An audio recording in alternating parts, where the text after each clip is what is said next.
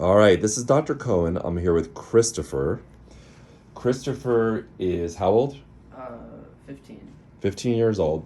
He broke his radius and his ulna in what we describe as a both bones fracture approximately 7 months ago.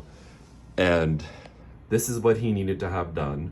We opened up the radius and the ulna, and we did that through one incision here and one incision here, plated both of them, and then had him, did we have you start moving right after surgery? Yeah.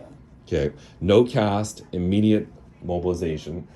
He's a mountain biker, he's very active. It's been 7 months now. This is his last appointment. Can you show me both hands touching like praying? Okay, and then upside down praying. Palms up, palms down. Touch your shoulders. Straighten out. Go like that. Go like that. Good. Any issues with your wrist? No, not at all. Is it as good as it was before? Yeah.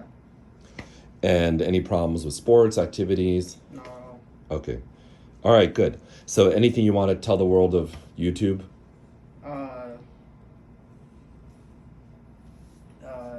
Get surgery instead of like risking it. I don't know, just like. All right.